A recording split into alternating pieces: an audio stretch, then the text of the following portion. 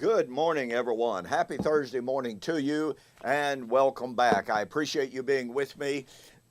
Boy, I tell you what, it's been an exciting week.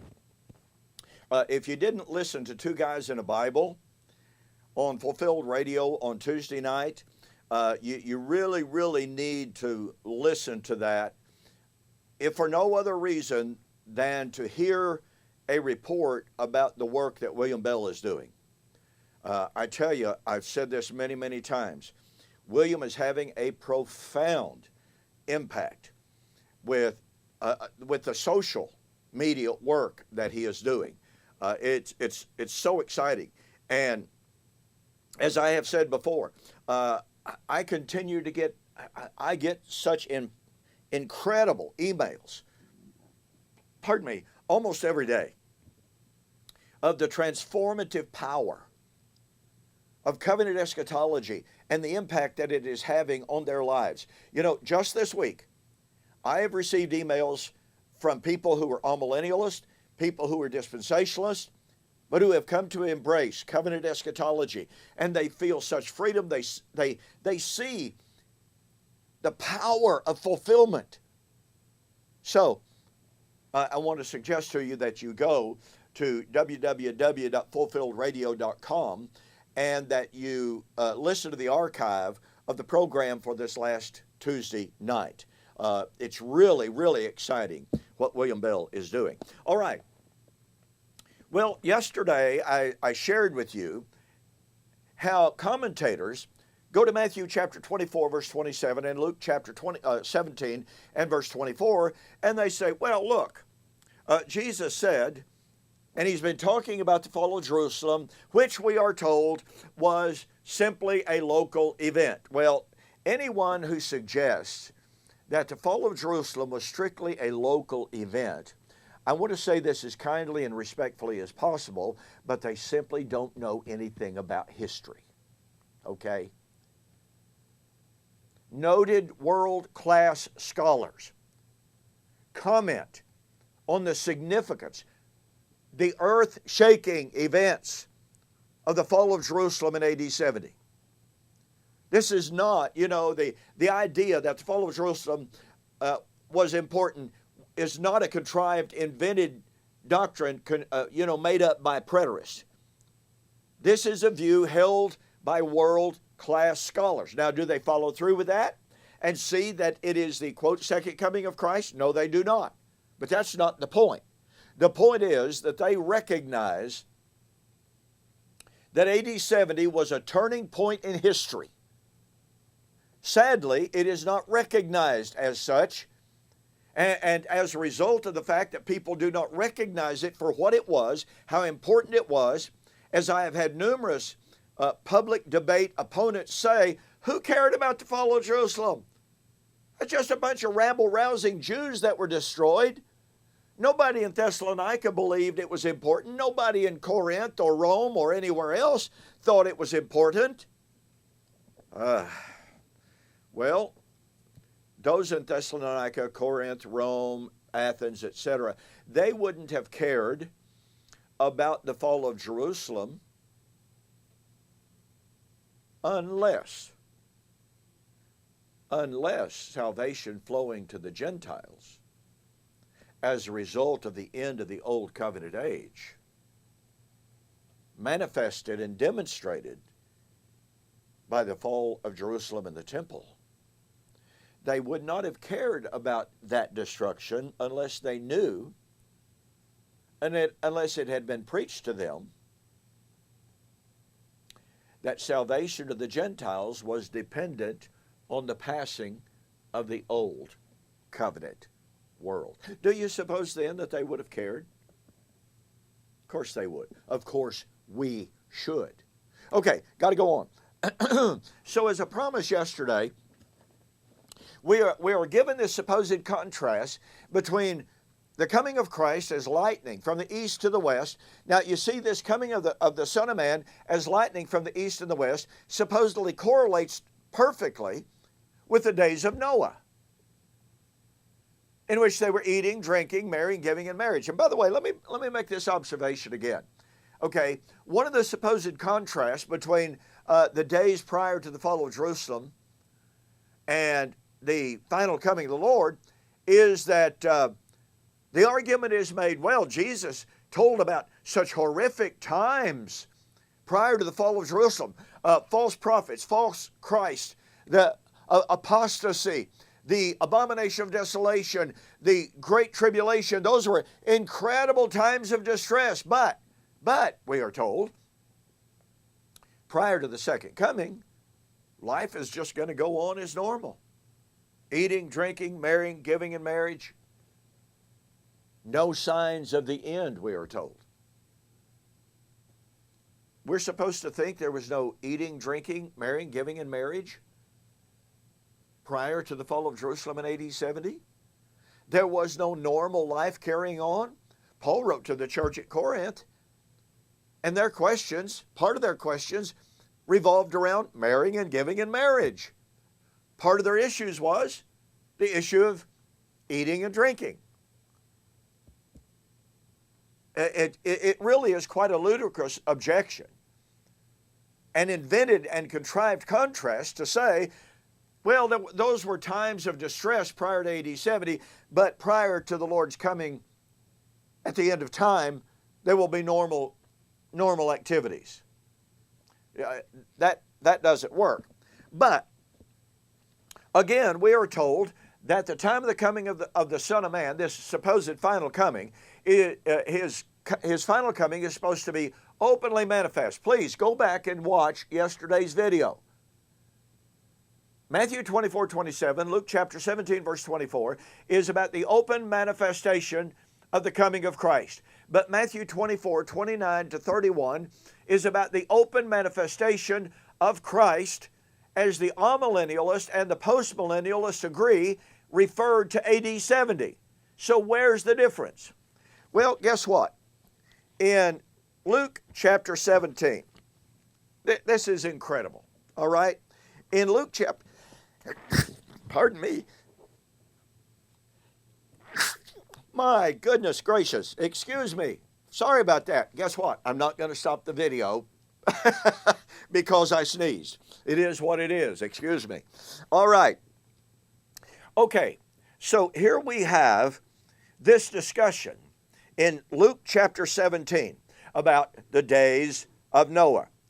Likewise, as it was in the days of Lot. They ate, they drank, they bought, they planted, they built. But on the day that Lot went out of Sodom, it rained fire and brimstone from heaven. Even so, okay, I want you to know, he likens the coming of the Lord, he likens the destruction of Sodom, he likens the day of Lot with the day of fire. That's the day of the Lord in flaming fire. Even so it will be in the day when the Son of Man is revealed. Now, once again, we're told, see, this is the revelation of Christ. The Greek word is apocalypsis. Well, guess what, folks? The revelation of Christ, as we've already seen from Matthew chapter 24, verse 29 to 31, was to be in that generation, Matthew 24:34.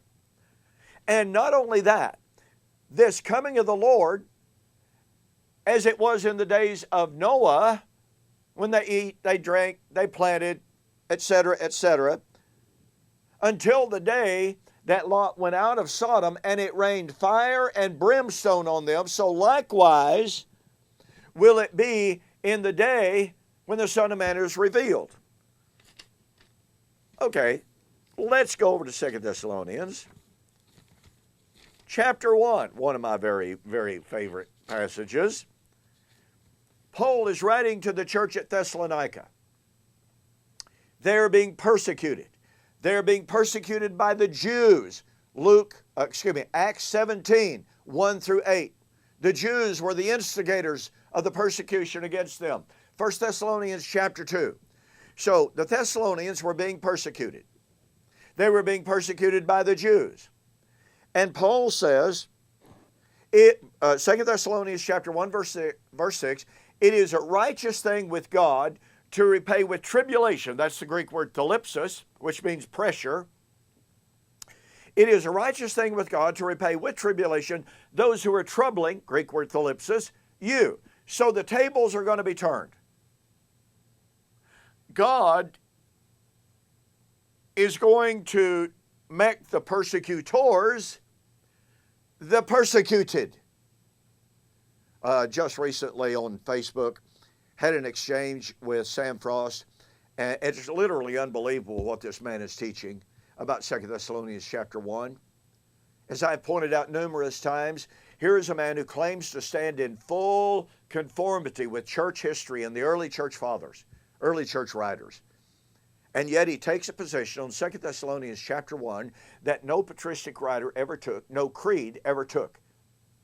He is completely out of step with church history and the creeds on 2 Thessalonians chapter 1, all the while claiming to be in full conformity. But I digress. Anyway, Paul said, it is a righteous thing with God to repay with tribulation those who are troubling you. Now, this is known as the lex talionis. The lex talionis, a Latin term obviously, means retribution. Eye for eye, tooth for tooth, blow for blow.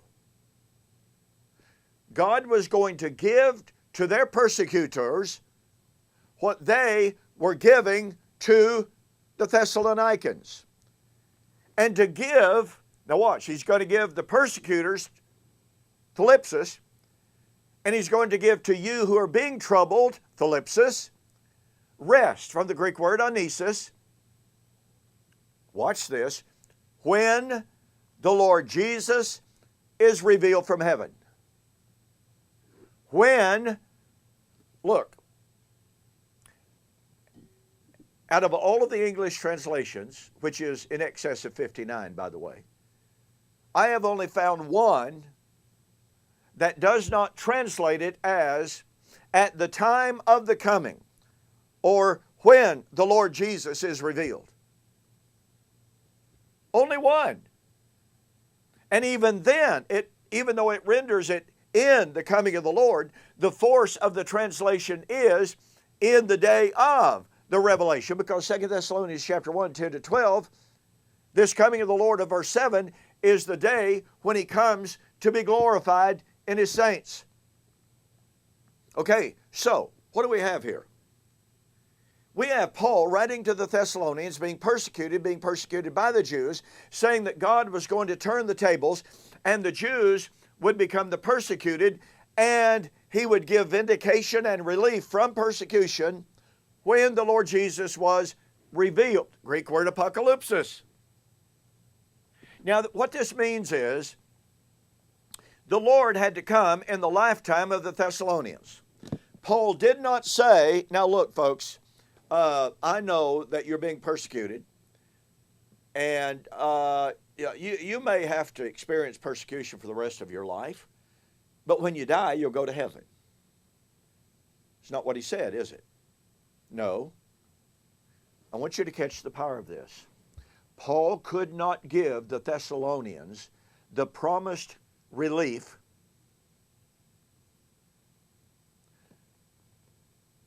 from persecution at his coming unless they were being persecuted at the time of his coming. You catch the power of that? Hey, look, go to my website and buy the little book, In Flaming Fire. I can't offer you a discount on it except this month for the July 2020, okay? It is discounted a little bit, but the price is already cheap. So go to my website, order In Flaming Fire. I do an in-depth, thorough, exegetical, linguistic, prophetic examination of 2 Thessalonians chapter 1, proving beyond a shadow of a doubt that Paul was promising that first century church of the Thessalonians, being persecuted by the Jews, that they were going to be vindicated and get relief from that persecution when the Lord Jesus was revealed. Now, watch. Luke chapter 17. As it was in the days of Lot, they ate, they drank, they planted, until the day that Lot went out of Sodom, and the Lord rained fire and brimstone. So also shall it be in the day when the Son of Man is revealed. 2 Thessalonians chapter 1. By the way, Lot he vexed his soul over the wickedness of Sodom. But nonetheless, 2 Thessalonians chapter 1, here the Thessalonians being persecuted, being promised relief from that persecution, when the Lord Jesus, watch this, is revealed from heaven in flaming fire, taking vengeance on those that do not know God. Luke chapter 17, the revelation of Christ in flaming fire. 2 Thessalonians chapter 1, the revelation of Christ in flaming fire in the lifetime of the Thessalonians. Folks, I'm telling you, you cannot make Luke chapter 17 a different revelation of the Lord Jesus Christ from the revelation of Jesus Christ from heaven in flaming fire in 2 Thessalonians chapter 1. It's the same revelation of Christ. It's the same revelation of Christ as Matthew chapter 24, 29 and following. 2 Thessalonians chapter 1 had to be in the lifetime of the first century Thessalonians, just like Matthew 24, 29 to 31 was in the lifetime of the first century generation. And that means Luke 17 was in AD 70. Hey, I'm out of time for this morning. Don't forget, tomorrow I'm going to continue my review and response to James White's review of the Frost-Preston debate. Don't want to miss it. I will see you on the flip side.